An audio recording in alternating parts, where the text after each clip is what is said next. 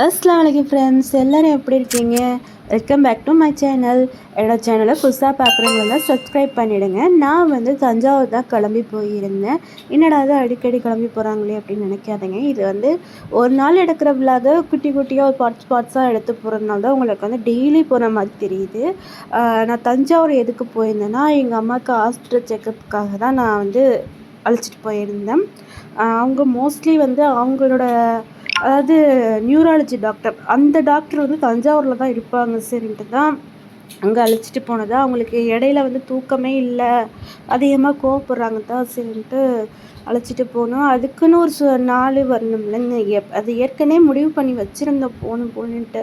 அது இன்றைக்கி தான் முடிஞ்சிச்சு. சரின்ட்டு ஆட்டோவில் தான் போனோம். இந்த வேகாத வெயிலில் ட்ரெயின்லையோ பஸ்லேயோ போகிறது கொஞ்சம் கஷ்டமாக இருக்கும், பிள்ளைய வச்சுட்டு போகிறது. அதனால தான் நாங்கள் ஆட்டோவில் போனோம். அப்புறம் இந்த ஒரு முட்டை ஷாப்பில் ஒரு முட்டை 3 ரூபாவா?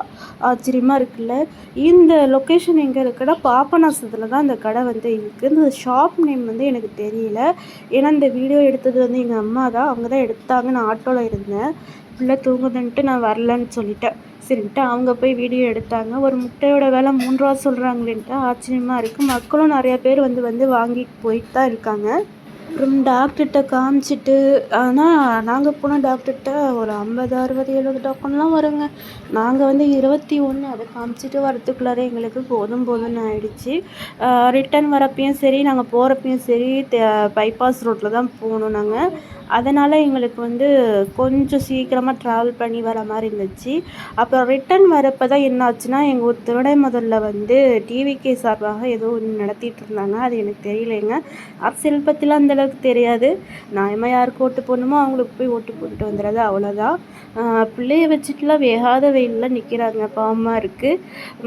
ஓகே ஃப்ரெண்ட்ஸ், இந்த வீடியோ உங்களுக்கு பிடிச்சாக்கா லைக் அண்ட் ஷேர் பண்ணிவிடுங்க. நெக்ஸ்ட் ஒரு சூப்பரான வ்ளாகில் பார்க்கலாம். பாய். அஸ்ஸலாமு அலைக்கும். இந்த வீடியோ உங்கள் ஃப்ரெண்ட்ஸ் அண்ட் ஃபேமிலிக்கு ஷேர் பண்ணி விட்ருங்க. அப்புறம் உங்களோட ஓட்டை நல்லா யோசித்து போடுங்க. இந்த நாட்டுக்கு எந்த தலைவரை கொண்டு வந்தால் கரெக்டாக ஆட்சி செய்வாங்கங்கிறத. பாய்.